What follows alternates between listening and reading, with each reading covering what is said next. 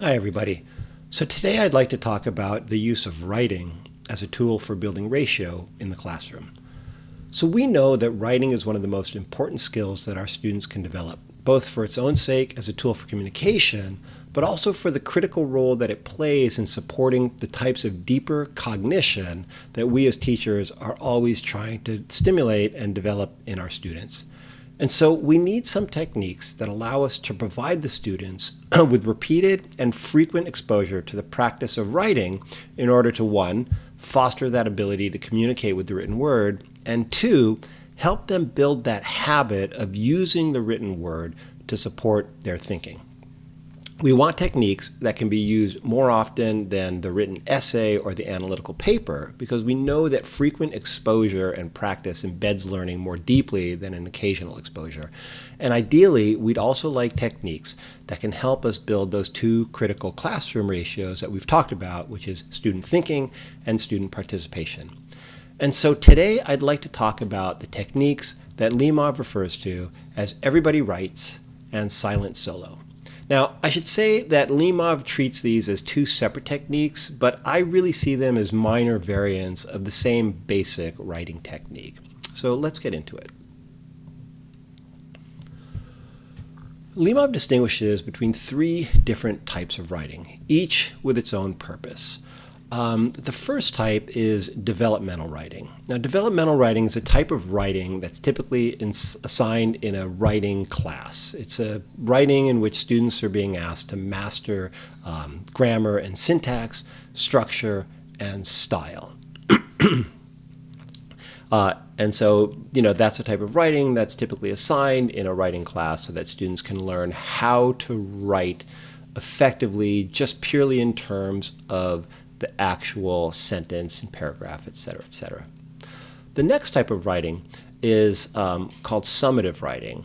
And the idea behind summative writing is that this is a type of writing where students are called on, or any individual is called on, to explain the thoughts that they have and support and justify a position that they take. And so this is typically the type of assignment that we are providing our students in our classrooms, case study essays, and analytical papers, essay exams, et cetera, et cetera. And so that's a type of writing that students are being exposed to quite a bit. The third type of writing, and the type of writing that we're primarily going to be focusing on here, is formative writing. It's what we call formative writing. And this is writing as a kind of invitation to doing thinking, right? So in this writing, students are asked to explore ideas and then to think through where those ideas lead through the writing itself. And so that's the type of writing that we're primarily going to be focusing on. And we're going to do this with a technique called everybody writes. And the idea behind this is that we are going to have students frequently being directed to take a moment to jot down their ideas or to write about a topic.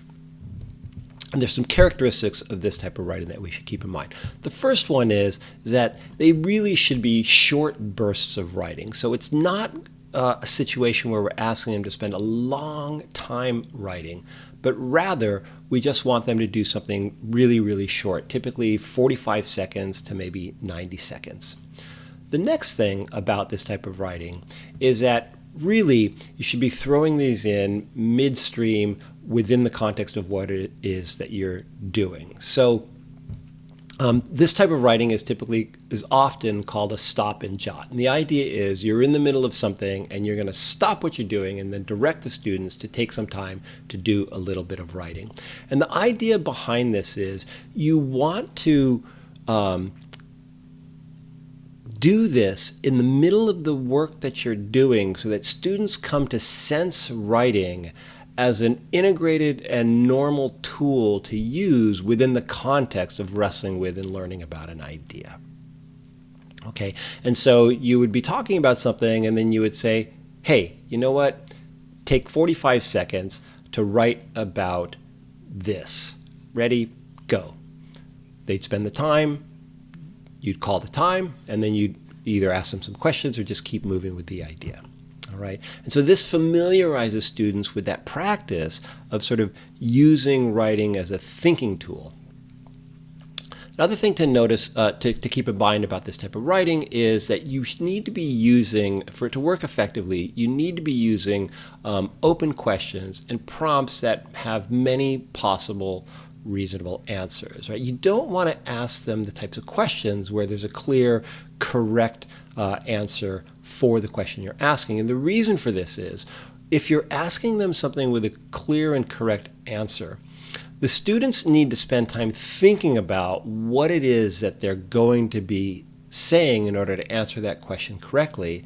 And that's time that they're spending thinking that they're not spending writing. And what we're trying to do is different, right? We're trying to get them in the habit of using writing as a means to sort of help them draw out ideas. And so when we do a stop and jot or an everybody writes exercise, we want them to spend that entire 45 seconds, 60 seconds, 90 seconds, whatever it is, doing actual writing. Okay?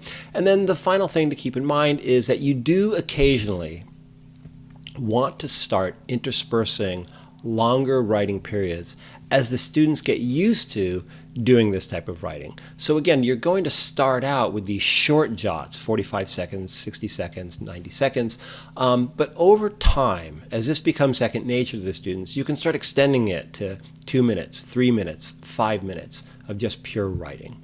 And this is the thing that where Limov treats this more extended writing as a slightly as a separate technique, which he calls silent solo. But I basically see them as just on the spectrum of the same thing, where this just happens to be writing that's a little bit longer. Now, the key thing about this is, again, these longer periods of writing are only going to be interspersed in the writing that you're doing. So it's not the case that you start out small, short, 45, 90, in the beginning of the semester, and then by the end of the semester, every time you direct the students to write, they're writing for 3 to 5 minutes.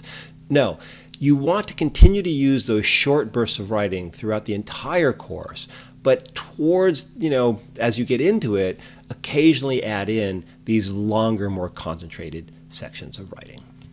So let me go now to talk a little bit about the types of questions that you want to ask. I'd mentioned that you want to ask these open questions, so let me just give some examples. So for example, you might, in a strategy class, you might ask the students to write about something like, why might Apple have been willing to let a major potential competitor like Samsung supply the chips for its initial iPhones?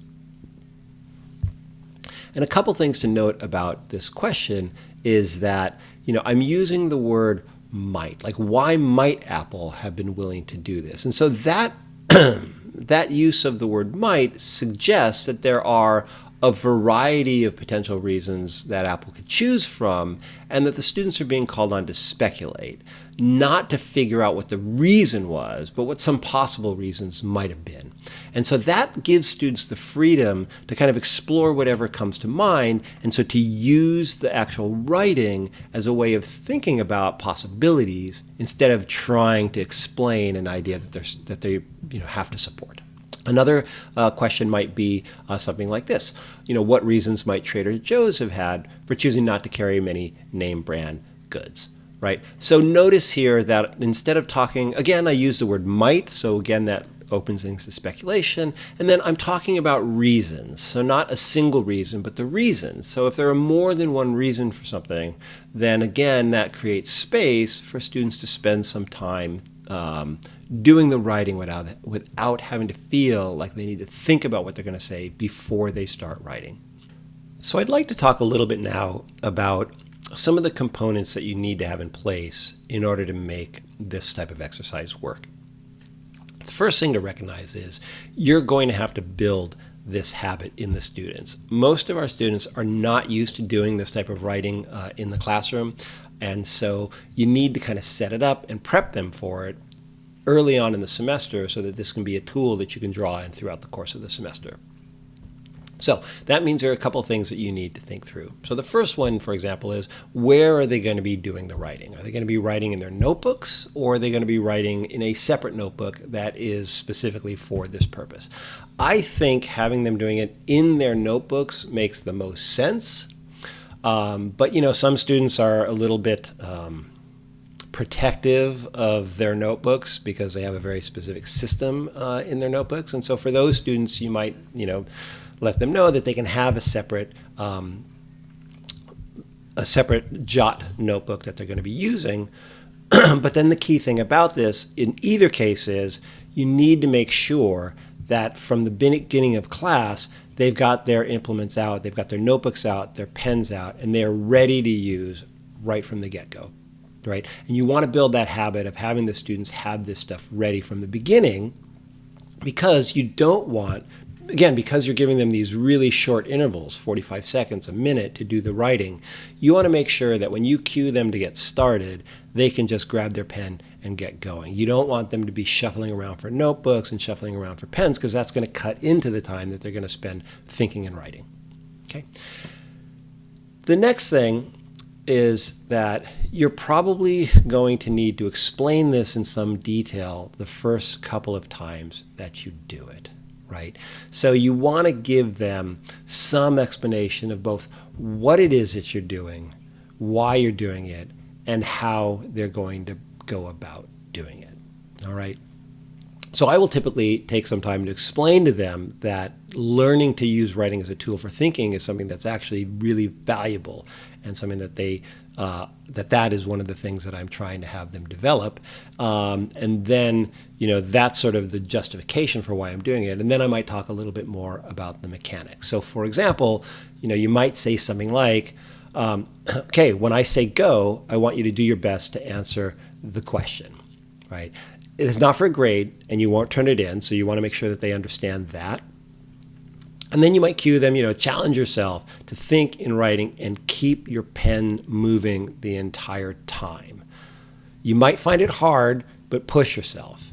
All right. So again, this idea, I think, of having them keeping their pen moving the entire time is an important one, because you want to make sure that they are using the thinking, using writing as a means of thinking, and not thinking and then writing down what their thoughts are. And then you can tell them, hey, if you get stuck, that's okay. You can write about what you're stuck. You can critique the question. You can do whatever you want. But the key point is to keep your pen moving. The first time I do it, I probably say, does anybody have any questions? Address any questions they have. And then I would go into, all right, ready, go. Okay. After maybe the second and third times I do it, again, I would probably do abbreviated versions of this. I might not ask if they have any questions, because I'd assume that those would have been addressed the first time. And then I would end with that, ready, go, and do that.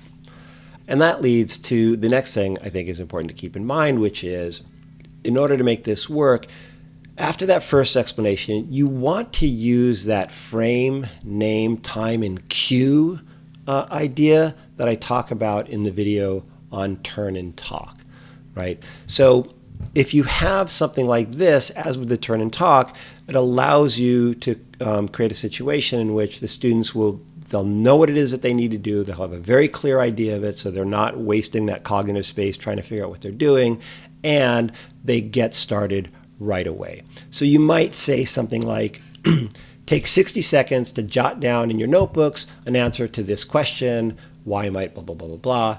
Pencils moving, go. Or pens moving, go. All right. And so that cues them, you let them know what you want them to do. You're letting them know what the time interval is going to be. You're recapping that question so they have it in their mind. You're cueing them again about the pencils moving, and then you're using that go cue to get them to start right away. Now, some students may want time to think before they do their writing, but you want to make sure that you don't want to let them have it. You want to tell them, nope, pen's moving now. Okay, because letting them think before they do the exercise is something that's really defeating the whole purpose of the exercise, which is to sort of train them to get in the state of thinking and writing simultaneously. Okay, and then the next thing is, when you give them the exercise and you get them started, you want to start circulating around the room. You want to show that you're interested in the work that they're doing. So you walk around the classroom, take a look at what they're writing as they're writing it. If you see something interesting, you might say, oh, that's interesting. I'm really looking forward to talking about that when we stop, et cetera, et cetera. Don't say too much, because you want to create, some silent space for them to do the writing, but circulate so they know that you're interested in what they're writing, and you're not just making them write so that you get to sit back and not have to do anything. The next thing about making it work is you want to remind them to keep their pens moving if you see any of them stopping early. Right? So if you're walking around and you see someone who's finished in 20 seconds, you just want to, point out to them, hey, just keep going. See what else you got. Give me some more stuff. I'd like to see those pens moving. So just keep reminding them to do that. Another thing, just a warning, is that you may have some students who particularly are resistant to the idea of writing, they might try to avoid writing by calling you over and verbally telling you what to think. It's particularly early on when you first introduce this. After you get them in the routine of it, it's not likely to happen. But in the beginning, students are going to, a student might call you over and start telling you, oh, what I was thinking was this. And, at that point, you just want to say, hey, that's really great. Get it down on paper before you forget, and then move on. But just keep cueing them to, pen to paper, pencil to paper, as a way to sort of reinforce that habit. So some of the benefits of doing this is that the first one is, you're fostering two important writing skills, the two that we talked about at the very, very beginning. Just the act of doing writing is something that helps them develop skills in writing itself, even if it's not intended as a type of controlled exercise of explaining idea. Just working in that medium, the repeated practice of working in that medium is going to be beneficial for the quality of the writing that they're doing. And then the second important skill is this skill of using writing as a tool for thinking. Okay, so that's the first benefit. Second thing is, these stop and jot exercises often provide really great material for classroom discussions. You may not end every stop and jot with a discussion of the questions, but when you want to do it as a discussion, it really helps because students are much more likely to volunteer to talk because they have ideas on paper that they can refer to, so any nervousness about that is gone. Any sense that they would blank or that they don't have anything to say, that disappears. And then the other thing is, even if you do cold calling, even if you're just calling on students, who aren't volunteering, it's a lot easier for the students because they can refer to what they have written, which is right in front of them. And then another final benefit for this type of technique is, students are often much more vested in supporting or defending an idea that they generate through this type of exercise than they would be when you ask to write and support or defend a position that you're giving them a choice between one thing or another. So any type of typical essay question where you're asking them to, justify this or that, that's something that's been imposed on them, and so they may or may not be particularly invested in it. But these are ideas that they have created in the moment, and that often creates in them a desire to really dig in with that idea and to support it and care about it. So they're much more bought in. And so that is another benefit of using this technique. And overall, again, this really is something that's going to be helpful for a variety of things. We know that we've boosted ratio in the classroom because when students are writing, they're the ones who are participating and they're the ones who are doing the thinking. 2, we can also boost the discussion ratio because it's made, given them all something that's worth saying. And 3, we're developing a tool, the writing tool, which we know is absolutely critical for their future success. So I hope that was helpful, and thank you very much.